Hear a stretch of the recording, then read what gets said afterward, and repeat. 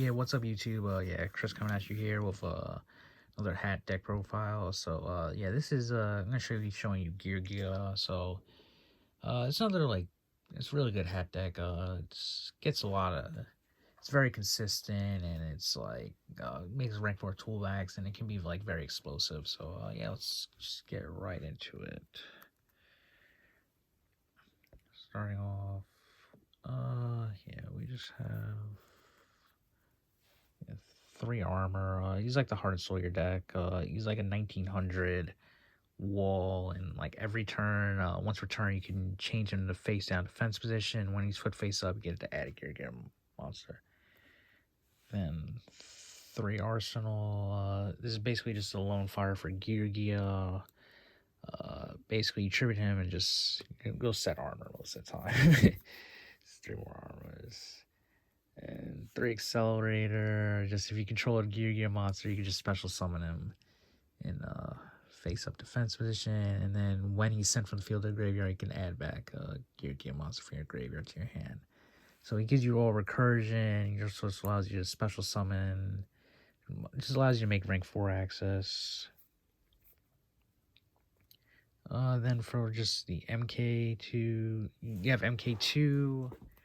And Geargiano, just like the Gear targets. MK2 can just revive a Gear monster face down defense, and Geargiano is very important. Just he is a brick, but like once you get him in rotation, he can just allow you to bring back little 4s and then just make rank 4s from there. So he has his uses.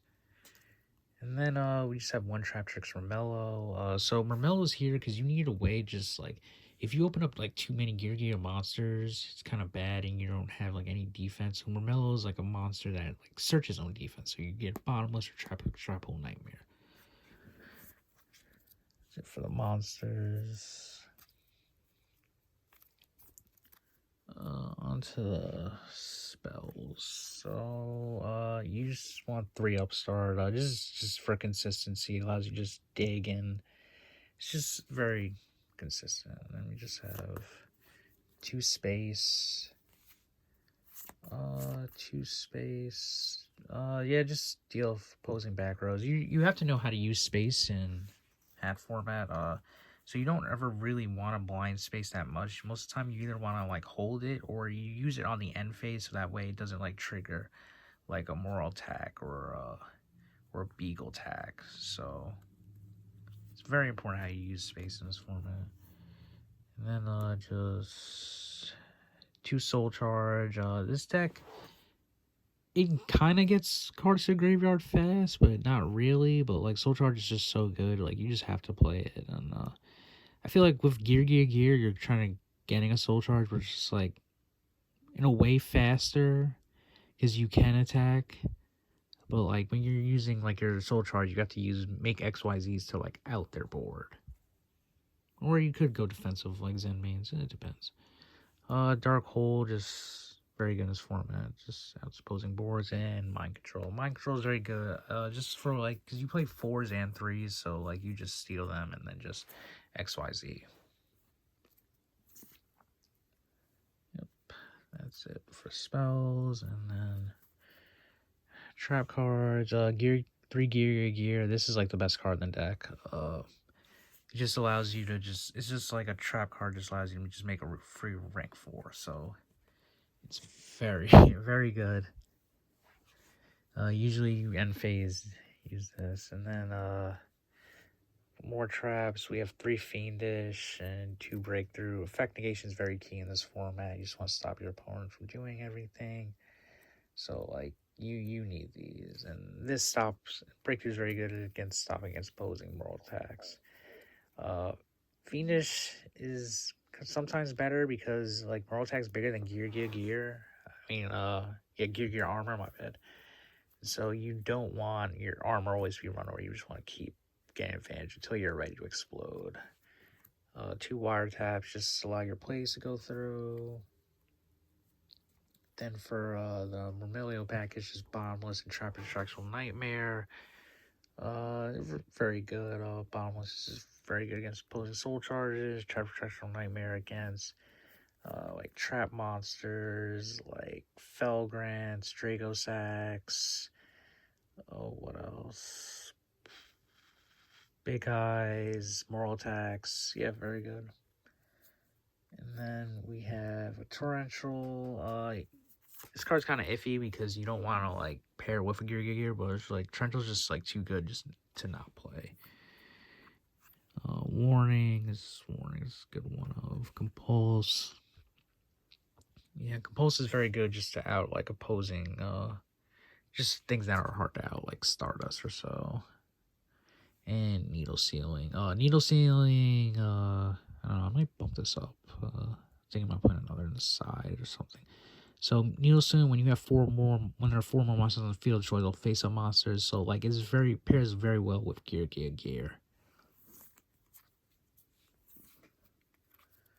That's it for the traps. Now go on to monster. We'll go on the extra deck. So, Gear. He's your Gear Giant X. He's like your main boss, main rank for the decks. So he allows you to just like add any level 4 lower machine from your deck or your hand. Then when he dies or when he leaves the field, he revives level 3 or lower Geargia.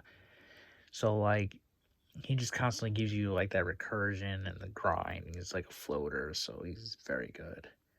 Like even if like let's say if he gets like Trap Extractable Nightmare, you're like bringing back another level 3 guy, and then like with the Geargiano, if you bring back like Geargiano, you just make tribute for another level 4, and then like you can keep on extending from there.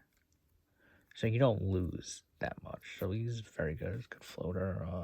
Then just more staple rank 4. 101 Exciton, Dweller. Exciton's very important in this format. Dweller, you just need against Mermail. Mermail, Dragon Lure. So Dweller has a lot of matchups. Black Ship of Corn, just the out opposing things. Emerald, kind of important because it allows you to just recycle to like make your gear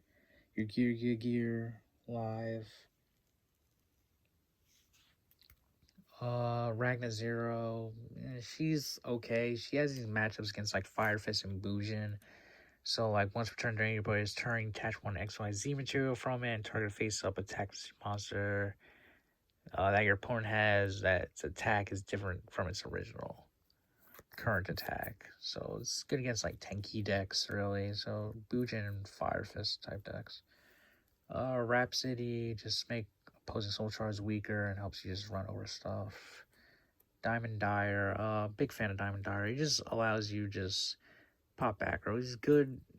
He's like good to like just make an XYZ to like pop bait out something, and then you can like use like your soul charger gear. Cannon Gorgon.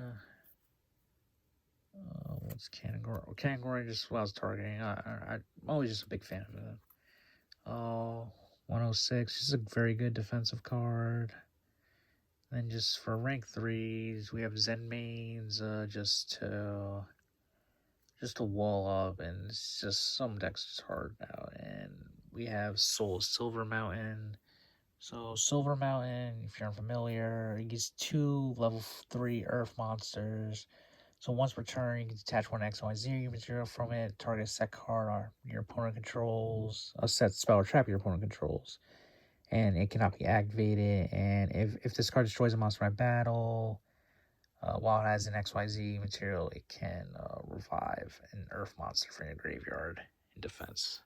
So he's very good. Like you can pop something, and then like he can bait out a back row, and then he can like bring back gear, and just wall up. That's it for extra deck, and then side deck. You're gonna see a recurring theme in basically all my hat decks. Is just these 3 are pretty much you're gonna see in like all my hat decks. I just think they're just like DD Crow honestly should just be in the fucking main at this point. But Maxi's like weird because I think it's very mediocre versus Geargia and hat decks. Yeah, but Crow's very good against like Moral Attack, Miracle Fertilizers, Soul Charges. Good against a lot of things. Another Blackmore, just Geargia matchup mainly. Acid and Deep Dark, just more Memorial Surge targets. As for Geargia, he goes side his first hand decks. And Deep Dark Track overs like Mythic Ruler, Light Swarm. Then we just have Cycle Reader. So Cycle Reader is like a machine you can search off Gear Guy and X. So I only play one because once you have one, once you get into Gear Giant, you only need one because with Gear Giant X, you can add back from the graveyard. So you can just keep adding back from your graveyard and just make like your Lightstorm opponent or your Boojin guy, they won't ever be able to play. It's also like an argument you could also side this in versus like Moral Attack decks, Artifact decks. So it's good. I personally don't, but I could see myself. Then just Floodgates. These are all at one, Soldering, Macro, and DeFi. The only one that really hurts you is Macro because, the only one that really hurts you is Macro. DeFi doesn't really because, like, you're detaching material, so, like, they still go to the graveyard and you revive. But, like, if you're flipping one of these cards, your opponent can't play. If they're a Mermail guy or a Sylvan guy or a Dragon Ruler 5, they cannot play. Like, yeah, or Lightsworn and two more Light Mirror. That is just for Booge and Lightsworn.